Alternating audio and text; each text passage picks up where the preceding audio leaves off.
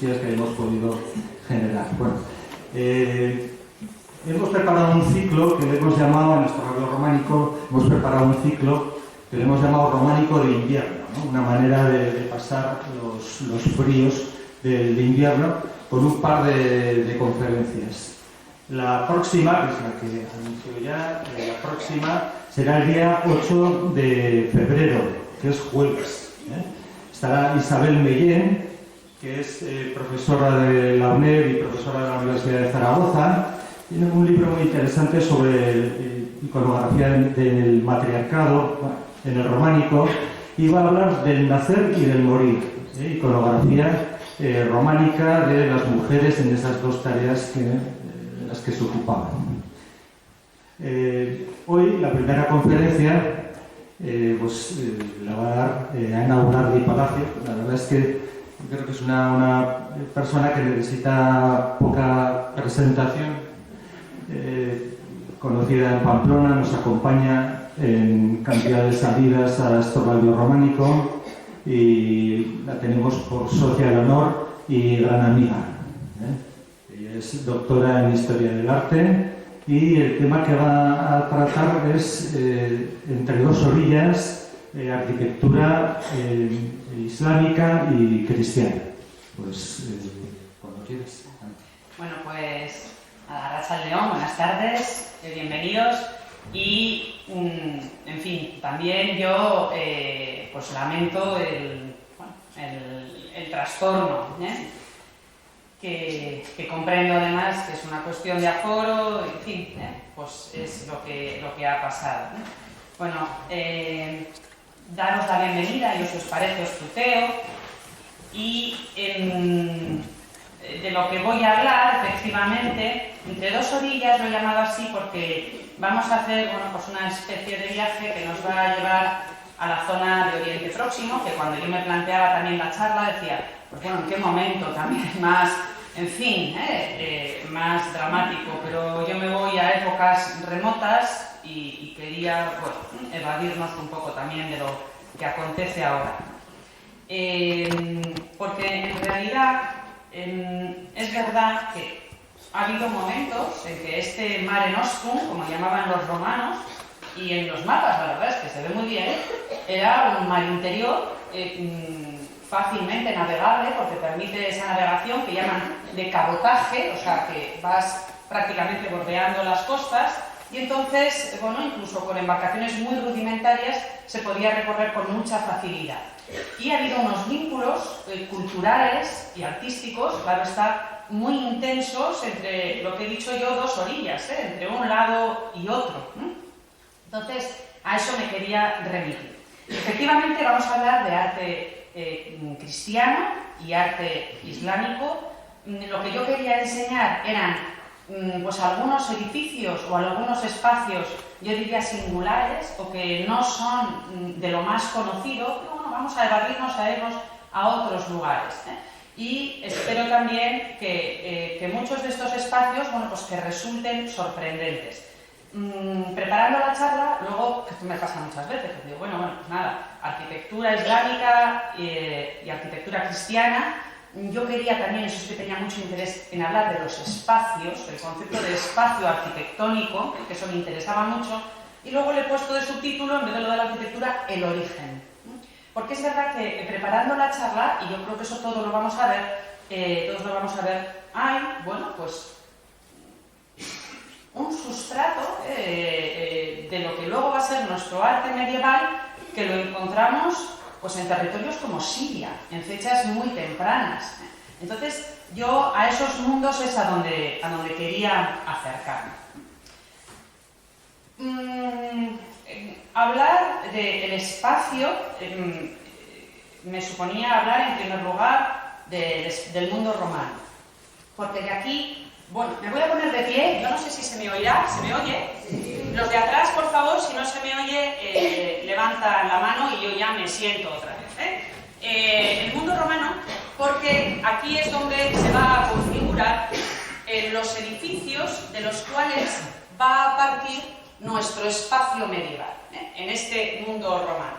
Un mundo romano donde todavía hablamos de ese mundo pagano, que solemos decir, antes de la aparición del cristianismo, y donde vamos a tener dos tipologías, podríamos decir. La primera, los templos, que aparecen en la parte superior. Pues mira, podría haber traído la imagen de un templo romano, que todos nos imaginamos, son, como ya sabemos, muy parecidos a los griegos, con su frontón, sus columnas. Desde luego no va a ser lo que va a pasar a la arquitectura de las iglesias o las mezquitas, esa tipología de los templos romanos. Sobre todo porque además cuando llega el cristianismo, si vamos por orden, ya sabemos que primero llega el cristianismo y luego el islam. Cuando llega el cristianismo, claro, si lo que imitamos, el cristianismo nace sin tener una arquitectura, ¿no? La arquitectura que había era la arquitectura romana, pero el planteamiento que nos hacemos es que si imitamos el arte pagano, pues bueno, no es ese el sentido, nos queremos distanciar de ese templo pagano, no nos vayamos a confundir y la gente acostumbrada a practicar ofrendas a Júpiter vea un espacio exactamente igual y no, que este es Cristo, ay, pues si se parece a Apolo, no, vamos a diferenciarnos. Entonces, la arquitectura religiosa pagana no la vamos a utilizar nosotros para nuestras iglesias. Sin embargo, sí que va a haber una tipología arquitectónica que nos va a casar muy bien. Y es una arquitectura profana, civil, que solemos decir, también romana, y es la basílica. La basílica, el término basílica, que es un término ambivalente, hace referencia al espacio que tenemos en la parte de abajo. Es normalmente un número impar de naves, porque tenemos una nave principal, que es esa nave central, que remata en un espacio absidial. ¿Qué hacemos en la basílica? La basílica es también, como el término, un espacio ambivalente. Sirve para impartir magisterio, justicia, para reuniones, para zona donde se establecen negocios, es decir, un espacio profano ambivalente. Y ese espacio va a casar muy bien con lo que busca la tipología de templo cristiano. Me interesa ver una cosa. Este mundo occidental, en el que todavía nos estamos moviendo, y es al que responde estas tipologías arquitectónicas de carácter clásico, grecolatino, responden a dos patrones, porque ya digo que me gustaría ese concepto espacial.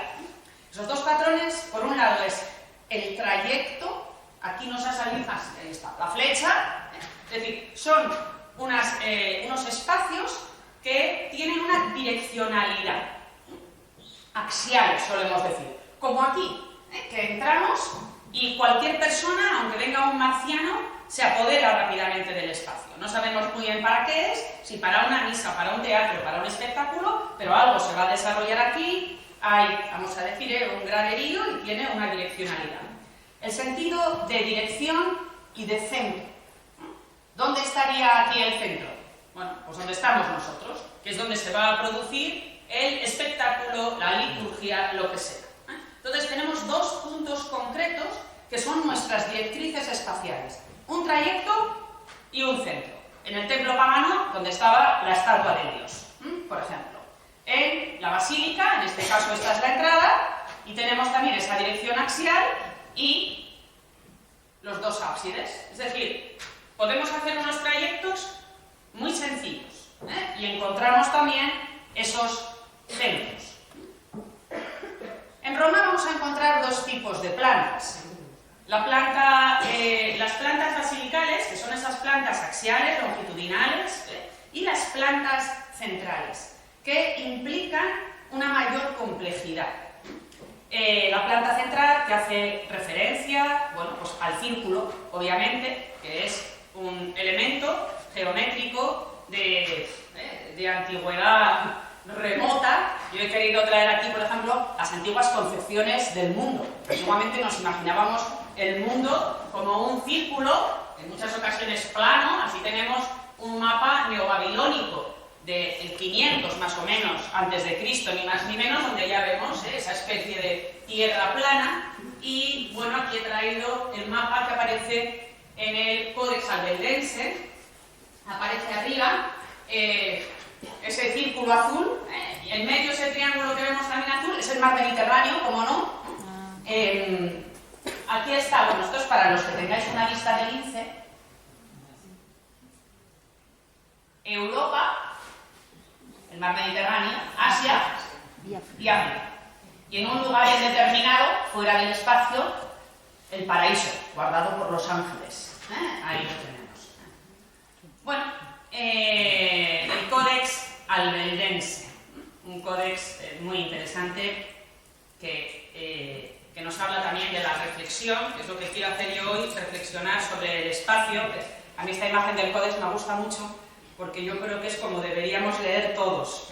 Del libro, del códex, si os fijáis, sale una mano que se dirige al lector, que viene aquí, y el lector también le interpela al libro. Ese diálogo entre el libro y el lector que me gusta mucho. Bueno, el espacio central. Aunque nos pueda parecer más confuso, es verdad que es distinto. Porque un espacio central distribuye al público, al que entra, al visitante, lo distribuye de una manera distinta. Pero sigue siendo un espacio organizado.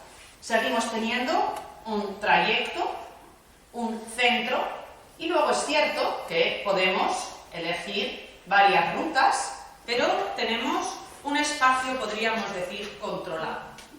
En la antigua Roma tenemos numerosos ejemplos de espacios centralizados, aunque sí que es cierto que desde época remota, cuando vamos al mundo micénico, incluso al minoico, coral, fechas muy lejanas, estos espacios centrales nos han servido como espacios funerarios. Por una sencilla razón, porque es verdad que, fijaros, así como los espacios longitudinales, axiales, como este en el que estamos, lo que pide, porque también vamos a hablar un poco de espacio y función. Y eso está muy claro, cada arquitectura tiene que tener una función y sobre todo en este momento, en el momento medieval, que es a donde vamos a ir, esa funcionalidad está muy clara. Entonces, si los espacios axiales lo que piden es la celebración de una liturgia concreta, es lo que digo, una liturgia, una conferencia, una obra teatral, algo que se desarrolla aquí, en el final de ese espacio, en la zona arcilial, en el testero, en la cabecera. Sin embargo, los espacios centrales lo que hacen es, bueno, invitarnos sobre todo a venerar o a tener en cuenta algún tipo de monumento central. Por ejemplo, una sepultura, un mausoleo.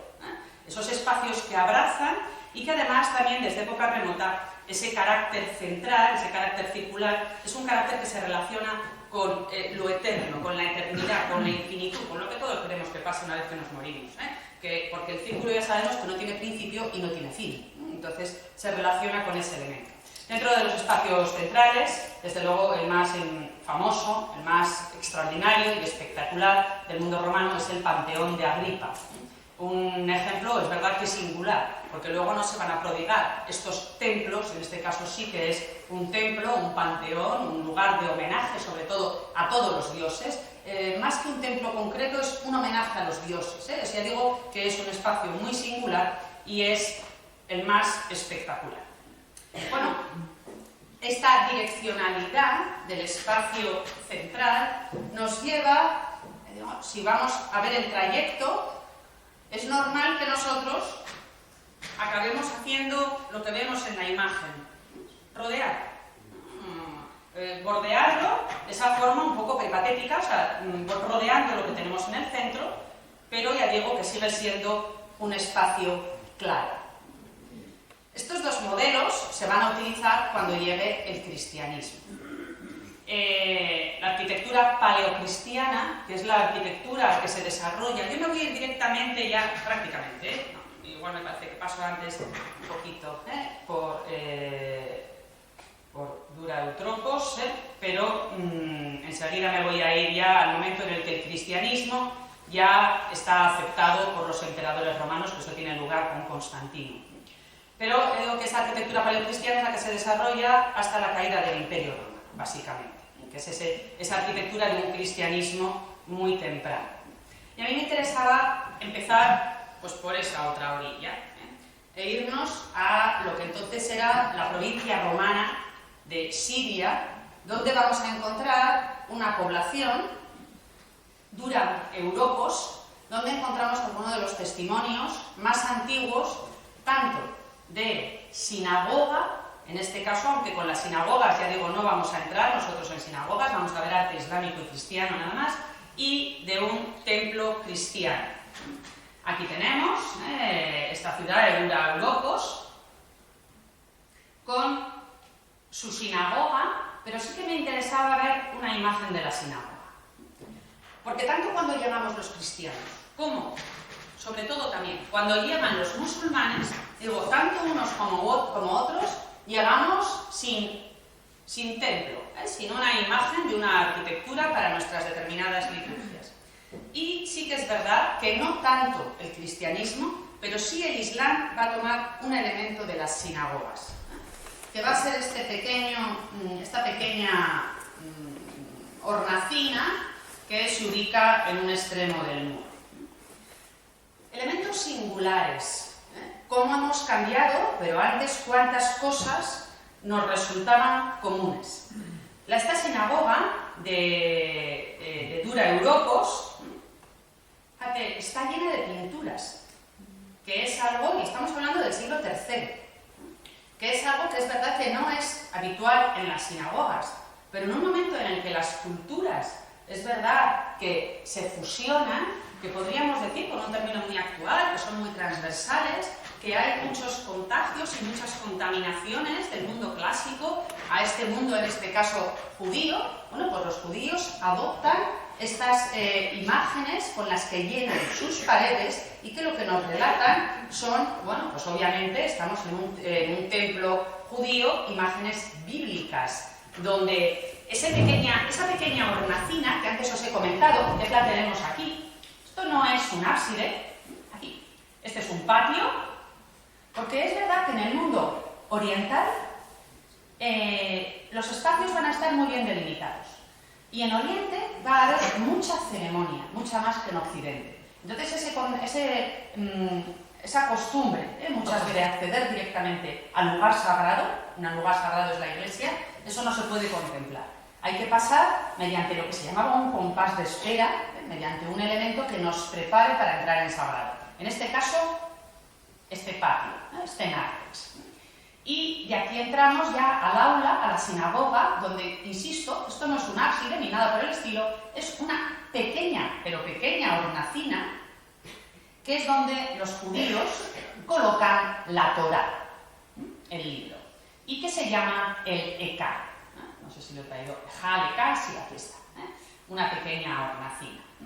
Estos judíos, en recuerdo de su templo, ya destruido, han colocado en la parte superior esa imagen de la menorá, del candelabro, la puerta del templo de Jerusalén, y una escena del sacrificio de Isaac. Insisto, todo esto del siglo III. Que, bueno, he traído más imágenes de esta sinagoga, de las pinturas, el sumo sacerdote Aarón, bueno, incluso algún desnudo. Lo que estamos viendo aquí es el hallazgo de Moisés en las aguas del Nilo, donde una sirvienta de la hija del faraón pues encuentra al bebé, y fíjate, bueno, pues qué sirvienta más sugerente. Y luego un elemento que a mí me interesaba mucho también, pues también para los aficionados al románico, yo desde luego es la primera representación donde encuentro la mano del Señor, la Dextra Domine. Claro, no podemos representar a Dios Padre, por supuesto, con aspecto humano, y entonces lo vamos a representar a través de esa Dextra Domine, de esa mano del Señor, que aparece también, por ejemplo, aquí con la zarza ardiendo de Moisés.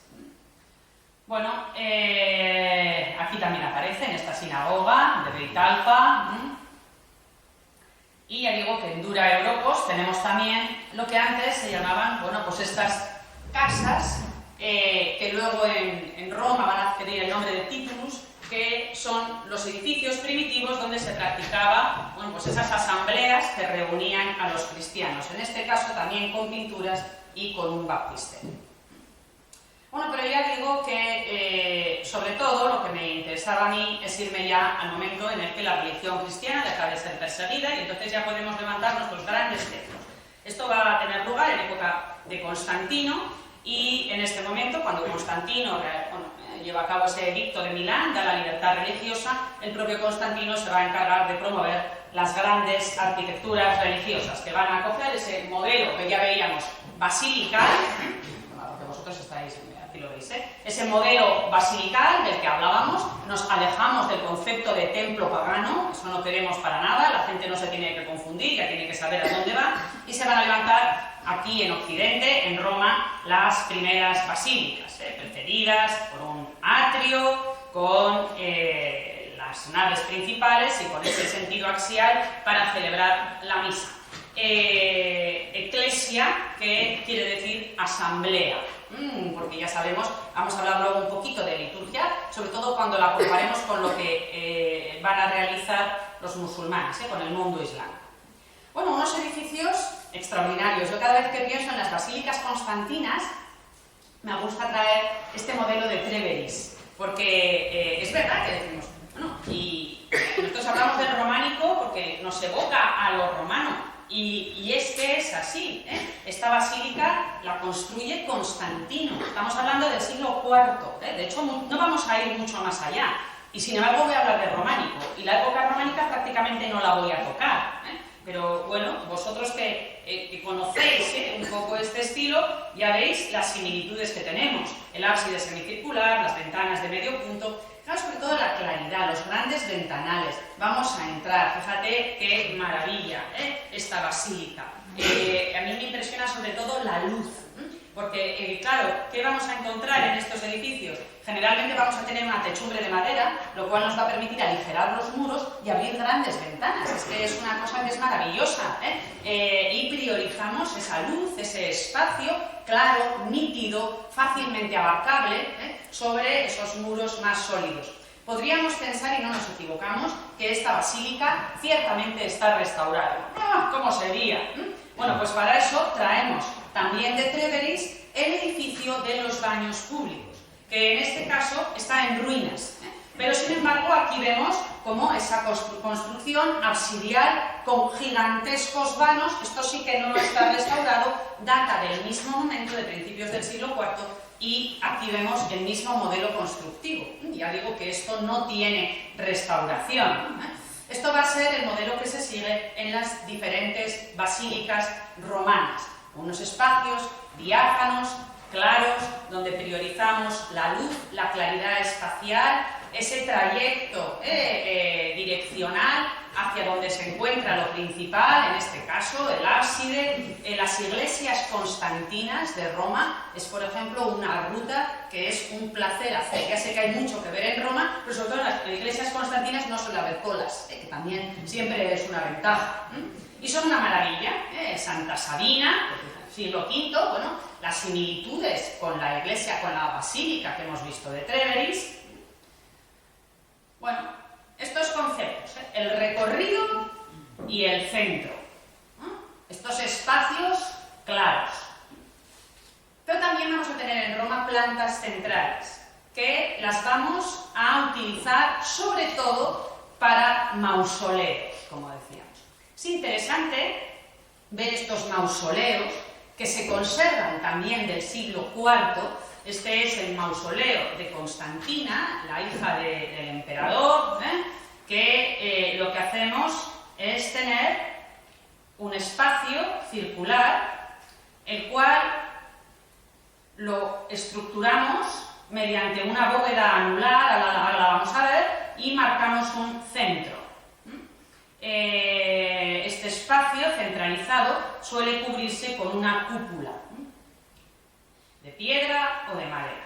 Aquí vemos la hermosísima bóveda anular, cubierta con mosaicos, con una iconografía maravillosa y totalmente grata, lúdica, amable, que nos puede recordar a espacios del paraíso, figuras danzando, angelillos, y a mí lo que más me gusta es esto. Vegetación, ánforas, pájaros, elementos naturales que nos recuerdan a un jardín, el jardín del paraíso, ¿por qué no? y elementos también que hacen referencia a la vid, como no, que hace también referencia a lo que sería una metáfora de la Eucaristía. Vale, pero yo me quería ir a Oriente. Entonces hemos visto un poco qué se da en Roma, pero ¿qué es lo que sucede en Oriente? Oriente, si cabe, va a resultar más interesante. Oriente vamos a encontrar una separación. Todavía no vamos a encontrar una separación agresiva, ni mucho menos, pero es verdad que el imperio adquiere unas dimensiones pues verdaderamente tremendas, se va a dividir en dos, la zona oriental y la zona occidental, gobernada cada uno por emperadores diferentes, y cuando cae el imperio romano, siempre hay que recordar que cae el imperio romano de Occidente. El imperio romano de Oriente sigue en pie. Ahora todavía no ha caído el imperio, seguimos con las construcciones constantinas. Y lo que sí que me interesaba es ver también cómo los espacios orientales, en líneas generales, van a ser más complejos. He traído, en primer lugar, el Santo Sepulcro de Jerusalén.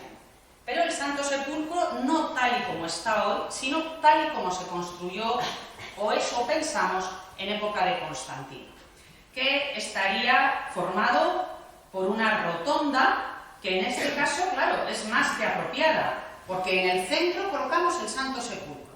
¿Cómo venerar un objeto, una sepultura, un lugar de reliquias? Pues está claro que para realizar una veneración, además es verdad que en muchísimas tradiciones lo que buscamos cuando llegamos al sitio anhelado, notamos que hemos llegado cuando lo recorremos, cuando lo rodeamos.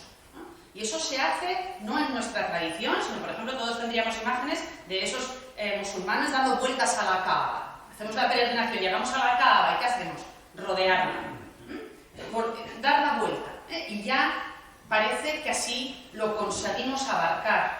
En los claustros, símbolo del paraíso, ¿qué hacemos? Rodearlos, dar vueltas y vueltas. Bueno, entonces tenemos este lugar, esta anástasis, esta rotonda, en cuyo centro se encuentra el Santo Sepulcro, y que es, obviamente, el tipo de espacio más adecuado para venerar un lugar santo.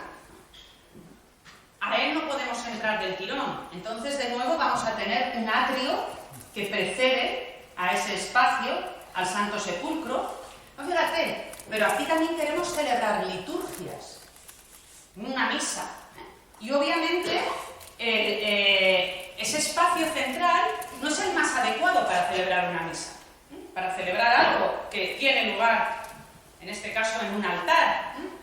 Y entonces vamos a añadir una planta basilical. Ya la estamos liando. Ya empezamos a meter estas plantas axiales, estas plantas longitudinales, junto con plantas centrales. Bueno, la liturgia que se celebraba aquí, no me voy a parar a verla con profundidad, si me da tiempo luego igual vuelvo. Tenemos muchísimos relatos de peregrinos y viajeros, muy interesante este itinerario de la que se considera que es una monja, Egeria, escrito en el siglo IV, que nos cuenta además, bueno, las pasiones que celebraban estas liturgias en ese Santo Sepulcro, que nos cuentan además, bueno, cómo se hacía una especie de similitud. El primero que llegaba al Santo Sepulcro, el domingo de Resurrección, tenía que ser el obispo, los demás esperaban, como había pasado en las Escrituras, y nos dicen que después de los inciensos y los perfumes, el obispo lee la resurrección del Señor, y apenas comienza a leer, todos prorrumpen en tales gritos, sollozos y lágrimas que ni el más duro puede dejar de llorar al ver que el Señor sufrió tanto por nosotros. Bueno, el Santo Sepulcro, la combinación de plantas centrales con plantas basilicales. Pues esto va a ser algo típico en esta zona oriental, en Tierra Santa. ¿Por qué? ¿Qué sucede en Tierra Santa? Vamos a querer celebrar liturgias, pero en Tierra Santa cada espacio que tenemos es un espacio de veneración. Acabáramos. Vamos a Belén, pues en la gruta donde nació Jesús, vamos a no sé dónde, pues la casa donde vivió San Pedro. Entonces todos van a ser espacios de veneración, cosa que por ejemplo no pasa en Pamplona, por así decir, ¿eh? Entonces vamos a la iglesia de la Natividad en Belén y nos pasa lo mismo, la combinación de este espacio ochavado, de este espacio central, con un espacio longitudinal. Bueno, y así llegamos a la caída del Imperio Romano. Se cae el Imperio Romano, y a mí esto siempre me interesa mucho, marcar mucho la atención en que cae el Imperio Romano de Occidente. El Imperio Romano de Oriente, que se sigue llamando así, aunque nosotros lo hemos popularizado como Bizancio, va a seguir en pie hasta el siglo XV, o sea, hasta que se acaba la Edad Media. Y claro, hay que pensar una cosa, que los nuevos reinos que se van formando en Europa, ¿a dónde van a mirar? A Roma. Pero es que tenemos una Roma que está viva. Esa Roma que está viva es Constantinopla, donde tenemos un emperador romano. Entonces es verdad que vamos a volver muy a menudo nuestros ojos a Bizancio, a esa Roma. Ya digo que he traído unas iglesias que yo creo que son singulares. En primer lugar, las iglesias del siglo V. Estamos en esa zona de Oriente Próximo, donde, como digo, tenemos muchísimos lugares que venerar. Entonces, lo que se va a prodigar son las plantas centrales, que son las que nos permiten venerar un elemento central, un elemento que es el objeto de devoción. Bueno, esta iglesia, que es la iglesia de la Silla de María, que recoge la tradición de venerar la roca donde la Virgen María se sentó cuando iba camino a Belén para que naciera el niño Jesús. Pues embarazadísima, camino a Belén, pues llegó un momento en que dijo, ay, no puedo más, pues vamos a pararnos. Y agarró y se sentó en una roca a descansar. Y luego se levantó y siguió. Esto nos lo cuentan en los apócrifos. Bueno, pues esto se venera en un espacio que está efectivamente entre Nazaret y Belén. ¿Y cómo veneramos esta roca? Pues obviamente con un templo de planta central. Os diré que este templo, que es muy importante porque se considera, y a mí no me extraña, el modelo de la famosa cúpula de la roca islámica. La cúpula de la roca, de la explanada de las mezquitas, claro, de la nada nos surge, algún modelo tenía que tener, y este le viene al pelo. ¿Cómo se articula esta iglesia?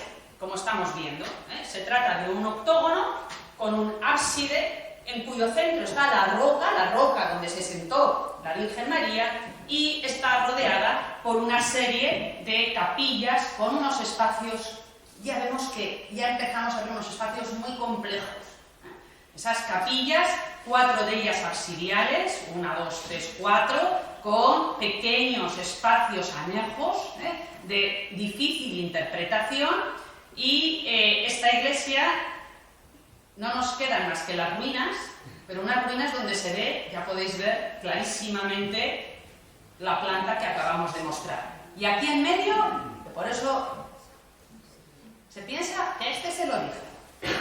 La iglesia de la Silla de la Virgen, la roca. Entonces, es fácil que esto sea así. Bueno, no me voy a parar en la casa de San Pedro, en Cafarnaún, también un templo central. Sí que me pararé en este monte, Gerizim, donde el emperador Zenón fue un emperador del siglo V, del Imperio Bizantino, que nos dejó, además, una legislación sobre arquitectura y urbanismo, pensando en embellecer las ciudades del imperio, fundamentalmente Constantinopla. Y va a realizar varias obras que luego se modificarán en la época era el siglo siguiente, pero fijaros, siglo V. En este monte Gerizim, que está aquí, hay toda una población donde nos encontramos con un gigantesco templo, también octogonal, que es el que encontramos aquí, rodeado de un espacio con diferentes habitáculos. Fijaros qué cosa más espectacular. Este templo octogonal, con ese espacio que lo rodea, donde encontramos diferentes habitáculos, un templo dedicado también a la Virgen María, y que presenta una planta, de nuevo, con su ábside, sus dos pequeños espacios, conocidos como pastoforios, la prótesis y el diacónicon, que servían para guardar el tesoro y los objetos litúrgicos, y unas capillas, ya vemos, muy similares a las de la silla de la Virgen, porque dicen que la silla de la Virgen es un modelo para todos estos templos. Esta es el de la silla de la Virgen. En una de esas capillas que rodean el espacio, sí que sabemos para qué servía, en concreto esta, que se encuentra en el lado sur, porque es... No sé, cuando señalas con el puntero, Ah, no se ve. no se ve la pantalla. No se enseña más o menos. Ahora sí. Ah, el puntero, mira, a ver si se ve. Ahora sí. Bueno, pues aquí ya me voy a fijar si no se ve el puntero. Bueno, ya veis la piscina. La piscina bautismal que nos enseña, bueno, pues que esta era la zona de bautismo.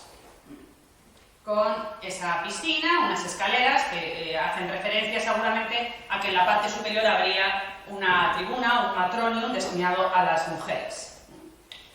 Bueno, descrita esta iglesia, nos la describe Procopio, por ejemplo, y sería una iglesia muy relevante. Y ya llegamos al siglo VI, que es el siglo de Justiniano.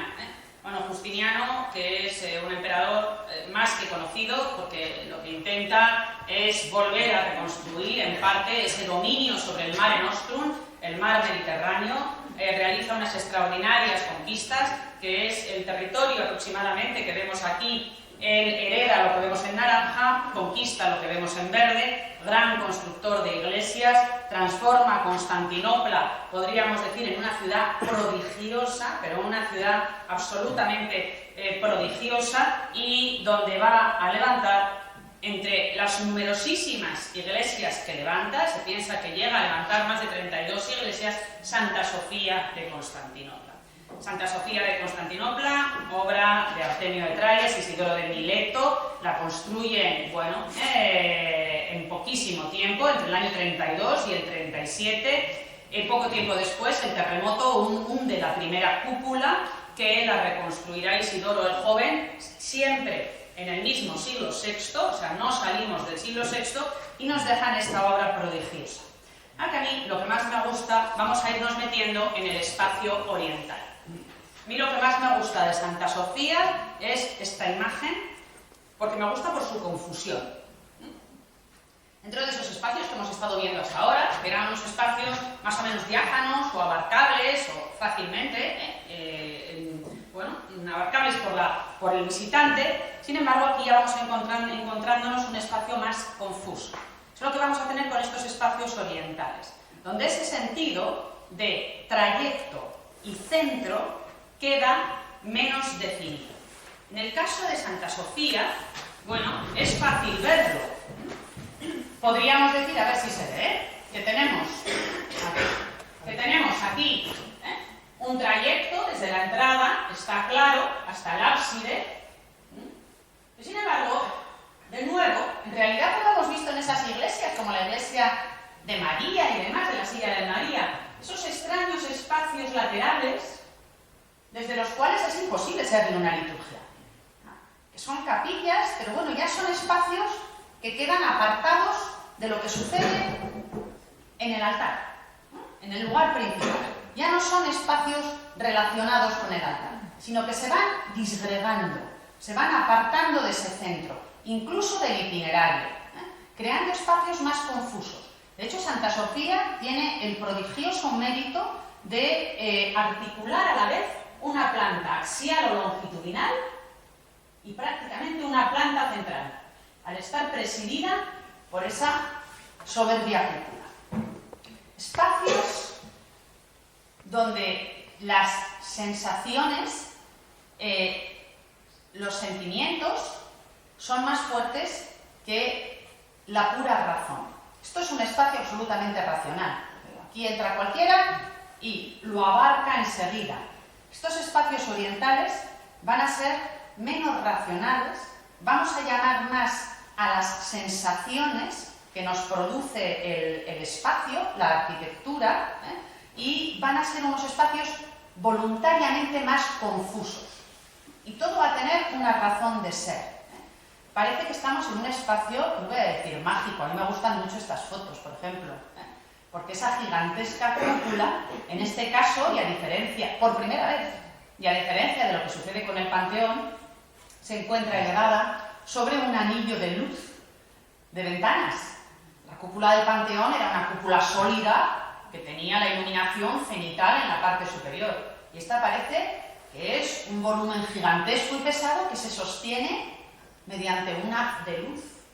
Entonces, todo es distinto. Alabastros, jaspes, pórfidos. Y además nos tendremos que imaginar estos espacios dotados, quizás todavía no tan grande, de los iconostasios orientales, que son esos cerramientos que separan al público del altar.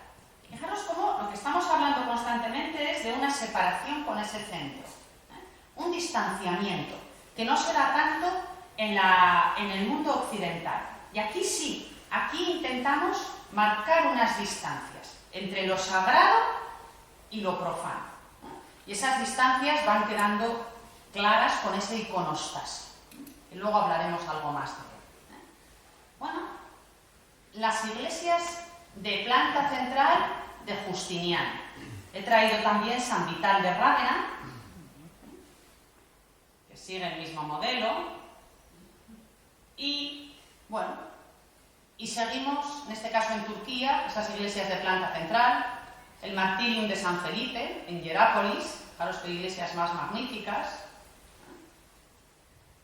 Y sobre todo, yo quería mostraros estas, las de Siria. Seguimos entre el siglo V y el siglo VI, no estamos yendo más allá. Y aquí, fíjate, bueno, cuando llegan a finales del siglo XIX, principios del siglo XX, esta mujer, Gertrude Bell, que escribe este libro, El desierto y los oasis, o los cultivos, las zonas cultivadas, y Gertrude Bell en esta época ya dijo, el comienzo de un nuevo capítulo de la arquitectura del mundo en Siria. La fina y sencilla belleza del románico nació en el norte de Siria. Bueno, pues esto también es lo que estoy, fijaros, qué iglesias. ¿Dónde nos vamos a ir? A la iglesia de Simeón el Estilita, que es una iglesia que vemos la planta, y de nuevo son estas plantas extrañas orientales, que combinan las plantas axiales con una planta central, donde se venera un elemento, que en este caso es la columna, donde estaba ese Simeón el Estilita. Pero vamos a acercarnos a esta iglesia, como digo, del siglo V, reformada en el siglo VI, y no me digáis que no estáis viendo una iglesia románica.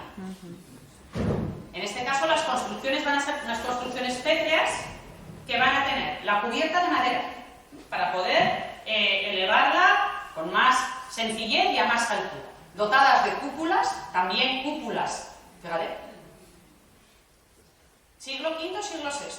No vamos más allá. ¿El románico todavía falta? Pues fíjate, no, casi nada. Entonces, me ha imaginado esa frase de Gertrude Bell, ese románico, que a ver si van a hacer en Siria. Fíjate, lo que nos une. Esta es la planta basilical con los ábsides laterales, y por ejemplo aquí tengo una imagen, que esto, pues bueno, es de estas cosas que muchas veces decimos. Un examen final a los niños, les pones esto y te dicen que es un románico, por supuesto, europeo, y te dicen las características generales del románico, y ¿qué haces? Pues les pones un sobresaliente, porque, claro, no esperas de nadie que te diga, hombre, sí, esto es sirio, y es del quinto. Entonces es verdad que son unos espacios y unos lugares con una arquitectura tremendamente singular, que merece la pena descubrir, y que por eso yo os la quería traer.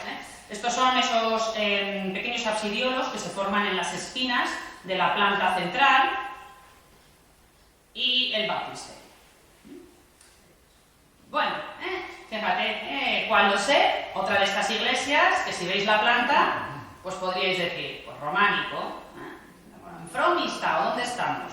Pues no, en Siria, y como unos 5 siglos antes de que nazca el románico. Pues esto es lo que encontramos en Siria, lo que nos dice Gertrude Bell, a ver si van a hacer el románico en Siria. Y lo que sí que nace en esa zona oriental es la tercera religión monoteísta, cuyo espacio yo también quería ver, que es el Islam. Voy a ser más breve con el Islam. El Islam es la religión que nace, ya sabemos, a raíz de las predicaciones de Mahoma. Nace en la península arábiga. De nuevo, como sucedía con el cristianismo, cuando nace el Islam no tenemos un edificio concreto donde poder practicar nuestro culto, así que algo tenemos que idear, pero para cuando nace el Islam, ya en el siglo VII, ya tenemos todos los templos romanos, todas las sinagogas, todos los templos cristianos, todo funcionando. ¿A dónde nos vamos un segundo?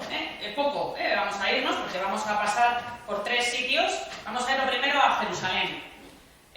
Los musulmanes conquistan Jerusalén en ese año, el 634, es el califa Omar el que conquista Jerusalén, y cuando llega a Jerusalén, porque ya sabéis que el Islam, el cristianismo, recoge la tradición judía, el Antiguo y el Nuevo Testamento, y el Islam recoge la tradición judía, cristiana, y añade la suya, pero recoge las tradiciones anteriores. Entonces, lo primero que hace el califa Omar al llegar a Jerusalén es ir corriendo a la explanada del templo, que todavía la conocemos así, pues a orar ante el templo de Salomón, que para ellos es un sitio sagrado, y se encuentra que los cristianos con el templo de Salomón de repente lo han convertido en un vertedero, no existe el templo y es un sitio de basuras. Dicen que el califa Omar lloró y decidió levantar ahí, que lo harán sus sucesores, los omeyas, un extraordinario edificio que es lo que ahora forma parte de esa explanada que conocemos como la explanada de las mezquitas. Resulta que el primer edificio relevante del Islam, que es la cúpula de la roca, no es una mezquita, porque no es una mezquita, es diferente, es un lugar donde se destaca esa piedra, que para el Islam también es una piedra, esa roca es una piedra sagrada, pero no es una mezquita, es un lugar de oración, un lugar que destaca, un lugar sagrado. Y por eso adaptamos la famosa planta octogonal, pues mira, como lo de la silla de María, dejando en medio la roca. ¿Por qué es sagrada esta roca? Nos dice la tradición que desde aquí Mahoma subió a los cielos, y además dejó marcado su pie. Entonces, por eso, ese carácter sagrado de este edificio, que va a seguir esa tipología. Bueno, esta es la silla de María, esta es la iglesia esta no es la de San Vital, esta es la de Carlomagno, que luego la copiará al revés, la de San Vital de Rávena, que no ha traído, y aquí vemos el interior con la roca, seguramente muy similar a la iglesia de María. ¿Cómo destacamos el carácter sagrado de este templo? Y ahí, cuando he preparado el curso, en la clase, yo siempre tengo unas expectativas y luego me queda todo en agua de borrajas. Hablaré de los cruzados y de aquí para allá, y luego nos iremos a Eunate. No. Pero bueno, sí que mencionar por lo menos Eunate.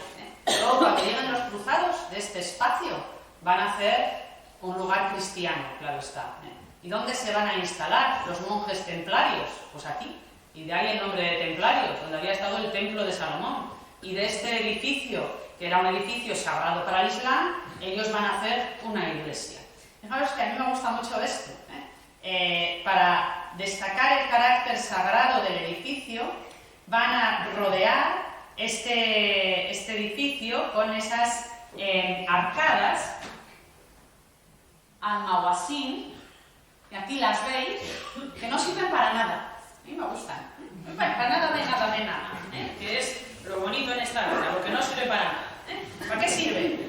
Para marcar la diferencia que estamos entrando en un lugar sagrado, en la explanada. Ni son continuas, son una serie de arcadas, están sueltas, no están pegadas a ningún edificio. Hay veces que voy a Eunate y digo, ¿o por qué no? ¿Por qué no? Sencillamente esa famosa arquería de Eunate, mira, aquí las tenemos. Luego hay una tradición islámica muy bonita que dice que en el fin del mundo un ángel vendrá aquí con una cadena, subirán los justos y tal. Pero bueno, ahí lo tenemos. Pero bueno, vamos a ver ese espacio espacio islámico, que lo vamos a ver en la mezquita. La primera mezquita de importancia, tenemos antes mezquitas, la casa del profeta, la mezquita de Medina, pero va a ser la mezquita de Damasco. La mezquita de Damasco es un edificio, de todos modos, estamos siglo VIII, digo que yo voy a hablar del románico, pero ni nos vamos a acercar a los siglos del románico. La mezquita de Damasco se va a ver condicionada porque le pasa, bueno, lo que pasa siempre. Aquí había un templo dedicado a Júpiter. Sobre el templo dedicado a Júpiter llegan los cristianos y levantan una basílica dedicada a San Juan Bautista. Y sobre la basílica dedicada a San Juan Bautista llegan los musulmanes y levantan la mezquita. De tal manera que el espacio de la mezquita de Damasco se va a ver condicionado por la existencia de un templo previo, que era esa iglesia dedicada a San Juan Bautista. Pero fíjate que ya estamos viendo un cambio absoluto de concepto espacial. Esta es la fachada, que, bueno, para mi gusto es un prodigio de armonía, y este el interior. Bueno, y entonces, aquí ¿qué encontramos? Fijaros cómo es. Nosotros entramos por aquí, y las partes de la mezquita, en la mezquita no hay ábside, no hay nada, lo único que hay es lo que se llama el mirar, que es esa un pequeño nicho, que no es un ábside, ahí no cabe... No se ve, ahí, pero no ves, bueno, ahí arriba, ahí, este nichito, mira, ahí no cabe prácticamente ni un señor. Y ese mirar, esa pequeñísima hornacina, para lo que sirve es para lo que necesitan los musulmanes, que es marcar cuál es el muro de la qibla, que es el que está mirando a la Meca, que es en la dirección que nosotros tenemos que rezar. Pero no necesitamos nada más. Porque, ¿qué sucede con este espacio que estamos viendo ahora cuando entremos? Bueno, es un espacio para entrar menos abarcable por el que entra, el que entra y se encuentra un espacio derramado a ambos lados, el centro lo tiene al lado, hacia dónde vamos, es un espacio más confuso, más compartimentado, que, fijaros el trayecto, ¿a dónde vamos? A un lado o a otro. Pasa otra cosa con este espacio frente a las iglesias cristianas, no tiene jerarquía. No voy a decir aquí que los que estéis detrás sois peores que los que están delante, porque no. Pero es fácil que si estuviéramos en una iglesia medieval, delante estarían las fuerzas vivas del pueblo, vamos a decir, las personas principales estarían en los asientos delanteros y estaríamos sentados por una cierta jerarquía. Eso no existe en las mezquitas. En la mezquita tenemos una gran sala donde la gente se dispersa. Porque en la mezquita no tenemos además una liturgia. El Islam no tiene una liturgia propiamente dicha. El Islam tiene que acudir a la oración de los viernes, donde es verdad que se leen las escrituras por parte, en la tradición suní, por parte del imán, no nos vamos a meter con las tradiciones, pero quitando esto, el Islam lo que desarrolla es una oración de carácter mucho más individual. Yo voy y rezo. Voy, rezo mirando a la Meca y ya está. Y además la mezquita es mucho más que esto. Es un espacio de reunión. Yo aquí he traído algunas, mira cómo están estos señores. Estos son fotos normales de la mezquita de Damasco. Pero lo mismo nos encontramos a niños jugando, señoras charlando con los niños no sé cómo. Es lugar de reunión, lugar de estar, lugar de rezar, Esto no pasa en una iglesia. En la iglesia lo normal es que los cristianos vayan a misa, a la novena, a el rosario, pero no, bueno, y a rezar también, pero no como aquí, y desde luego no a echar la tarde. Entonces el concepto es un concepto totalmente diferente, y por cierto, muy bonito. Concepto espacial. Como voy a hablar del espacio, no me voy a meter con los maravillosos mosaicos. Quiero pasar a ver cómo evoluciona este espacio. Ese espacio, que lo que estamos buscando es un espacio que lo que provoque sea una intimidad del rezo. Eso es de lo que estamos hablando. ¿Y esto cómo se provoca? Esta es la mezquita de Kairouan. pero voy a traer la mezquita de Córdoba. La mezquita de Córdoba la tenemos a golpe de ave, en 4 minutos estamos. Esa mezquita que se va a ir transformando hasta su última ampliación en el siglo X, pero tenemos que tener en cuenta que se empieza a levantar en el siglo VIII. Una mezquita donde lo que estamos viendo es un bosque de columnas. Desde ese espacio inicial, que era la mezquita de Damasco, llamamos a estas mezquitas, suelen hablar en T, pero que fíjate, ¿dónde está? Hemos empezado hablando del trayecto y del centro. ¿Dónde está aquí el trayecto? ¿O el centro? Nos metemos aquí. ¿Dónde está el itinerario? ¿Dónde está el centro?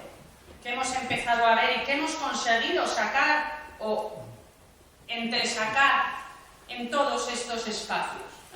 Aquí ha desaparecido, porque aquí lo que estamos fomentando es otro tipo de oración, una oración individual, interior. Queremos destacar nuestro mundo interior. Y desde luego, mira, no sé si os ha pasado, pero por ejemplo, a mí es que además con vosotros, los de Astrolabio, que también viajo mucho, y ahora me estoy acordando de veces que hemos ido a la cripta de San Martín de Bus. Las criptas son unos espacios, son un poco como las mezquitas, confusos, con mucha columna en muchas ocasiones, bueno, más oscuros, más recogidos. Yo cuando he bajado a la cripta, que he bajado muchas veces sola, chica, entra como una espiritualidad. Claro, otras veces que hemos bajado un autobús, no sabéis cómo cambia la percepción espiritual del espacio. Vamos, aunque seas un lama bajado del Tíbet, se pierde muchísimo. Claro, ¿qué conseguimos con esto? Aislarnos. Fijaros, esta foto a mí me gusta mucho, pero es verdad que es la sensación que tenemos en la mezquita de Córdoba. Si a la mezquita de Córdoba vamos, por ejemplo, 2 personas y en un momento dado, porque nos ponemos a pulular, nos separamos, de repente dices, uy, fulanita, ¿dónde? Aquí, bueno, porque te pierdes. Entonces, es esa sensación, es un espacio que lo que fomenta es la individualidad, frente a los espacios cristianos que hemos estado viendo, que fomentan la colectividad, esa oración colectiva. Y esto también os he comentado muchas veces, que el concepto espacio y tiempo, y eso es muy importante, están unidos. Y entonces, aquí, que uno empieza a andar, pero nada, 2 minutos, das 2 pasos en la mezquita de Córdoba, y dices, adiós, ¿por dónde he entrado? Pues ya no sé dónde estoy. Cuando pierdes el concepto del espacio, el tiempo fluye diferente. Y entonces invita más, esto no tiene un trayecto. Aquí no os puedo hacer yo esos vectores que os he hecho antes. Esto a lo que invita es al pulule. Y es un espacio que, a diferencia del espacio occidental, del que nosotros nos apoderamos, uno entra por ahí, asoma la cabeza, hace así, y ya lo ha visto todo. Se va, se ha apoderado del espacio. Este espacio se nos apodera. No podemos aprehenderlo, poseerlo. Por eso se invita al pulule. También os comento siempre que esta teoría espacial es la que tiene el Corte Inglés. Y es real. El Corte Inglés de Pamplona, que dicen que es el más pequeño que hay, yo me acuerdo, siempre os lo comento, yo la primera vez que entré en el Corte Inglés, entré por una puerta y mira que es pequeño, y ahora voy a salir a la calle Estella. Uy, ¿dónde? Para cuando me di cuenta que mi puerta es la puerta de los bolsos de Carolina Herrera, hasta hoy. Y si hoy me cambian de sitio los bolsos de Carolina Herrera, me han matado. Pero ¿qué conseguimos con eso? Nos colocan unos stands que nos hacen perder la percepción espacial. Y entonces nos pasa, bueno, no quiero contar ya si vamos a un Corte Inglés o que sea el de Bilbao, yo entro en el de Bilbao y a ver si me acuerdo que bajo por otras escaleras. ¿Y a qué invita? Al pulule, que es lo que esperamos. Es decir, esos conceptos espaciales no son imaginativos, es que están perfectamente estudiados y van ligados a una liturgia especial. Por eso este arte islámico va a llamar mucho más a los sentidos, mucho menos racional que el arte occidental que hemos visto. Bueno, con esto lo voy a dejar porque es la hora. Bueno, me hubiera gustado hablar de otras cosas y meternos un poco en otros jardines, pero fijaros cómo este mundo de las mezquitas con esa multitud, esos bosques de columnas, lo vamos a utilizar incluso en los oratorios pequeños. Este pequeño oratorio de Toledo de Ibn Maktoum, que es chiquitísimo, pero buscamos la misma sensación. Un oratorio pequeño, pero esa sensación que buscamos es la misma. Porque ya digo que además así fomentas esa oración individual, esa introspección que no tenemos en otro tipo de espacio. Bueno, pues a mí me hubiera gustado comunicar bien ese sentido espacial, el haber podido, con nuestros espacios a veces los vamos a adoptar en nuestra España mozárabe, pero como digo yo, siempre de un modo epidérmico, superficial. En el fondo, la base de esos espacios islámicos, los espacios cristianos, va a ser diferente y se va a notar. Entonces, bueno, me hubiera gustado comunicar esa diferencia entre un espacio y otro, entre las dos liturgias, y ese momento en el que es verdad que teníamos más cosas que nos unían que de las que nos separaban, con esas curiosas iglesias que anticipan el románico, no hay duda, en la Siria del siglo V y siglo VI. Bueno, pues con esto acabamos.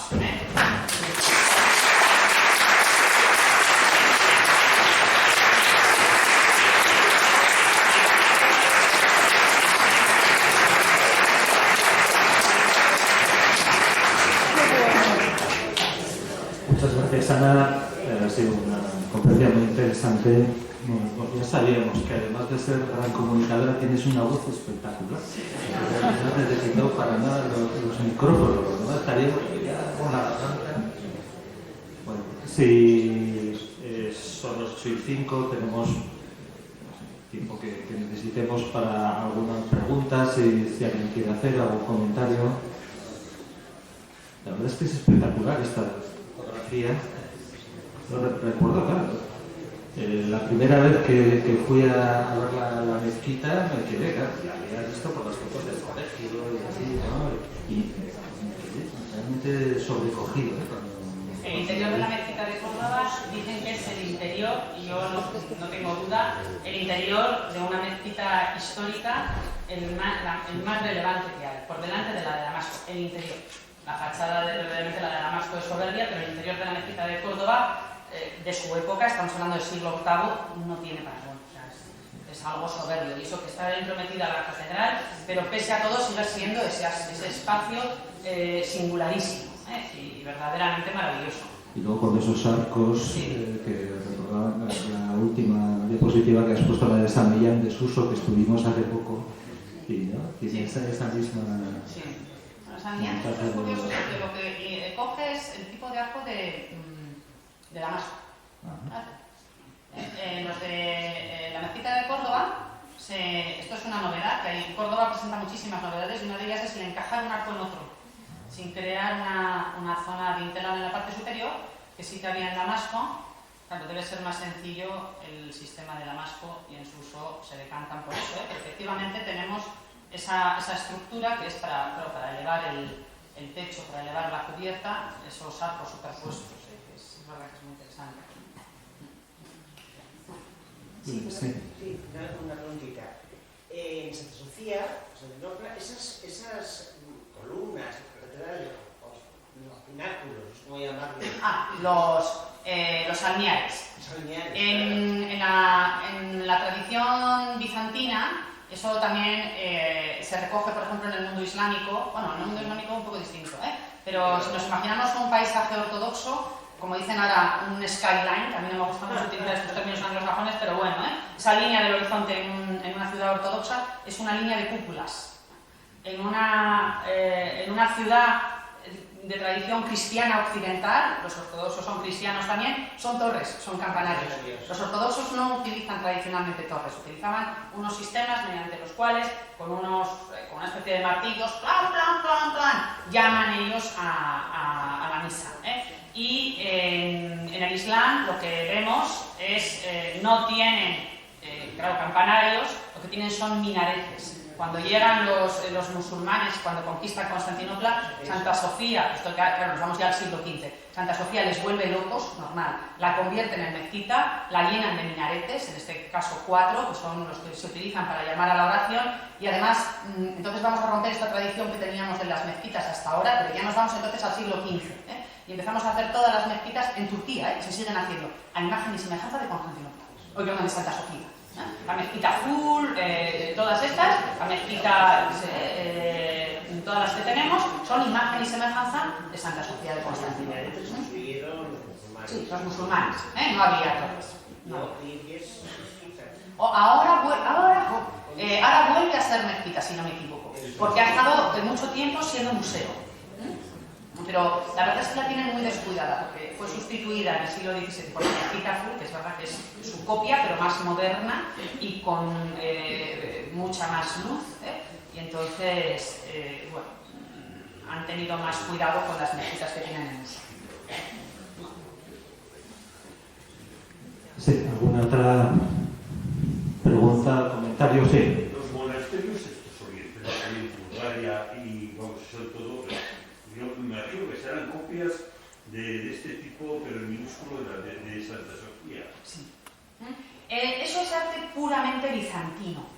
Fíjate, aunque esa zona... Claro, lo que pasa es que la zona donde nos hemos metido, nosotros nos hemos metido en zona bizantina. Esas iglesias que hemos visto sirias son iglesias bizantinas.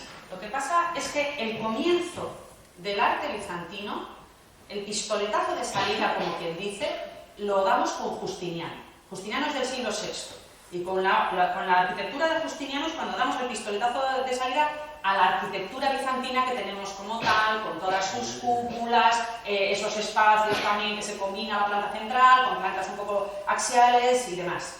Antes de Justiniano parece que todavía estamos buscando un lenguaje, que son esas curiosísimas iglesias sirias, o esa iglesia de Pamukkale que hemos visto, que son muy extrañas, porque no son todavía el prototipo bizantino. El prototipo bizantino surge en el siglo VI con Justiniano y ya vamos a ir teniendo lo que se llaman las diferentes edades de oro bizantinas, donde entran todas esas iglesias griegas, incluso las iglesias rusas, que también, como Rusia abraza la religión ortodoxa, abraza ese tipo de arquitectura de tradición bizantina. En concreto eran por los monasterios, que se hicieron tantísimos ya a partir del siglo VI. Sí, efectivamente, ya son totalmente son arquitectura bizantina. Santa Sofía. Efectivamente.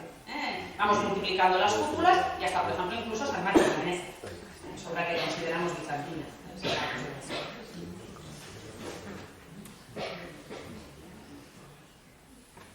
Sí, pues si no hay más cuestiones, muchas gracias, Ana, ha sido interesantísimo y es un placer.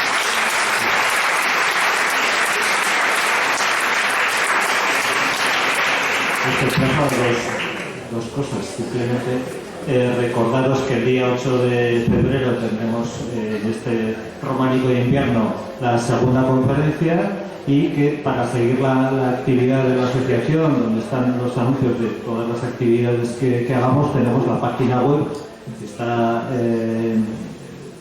renovada completamente. Simplemente poner Astrolabio Románico y se entra en la web. Podéis seguir ahí toda la actividad de la asociación.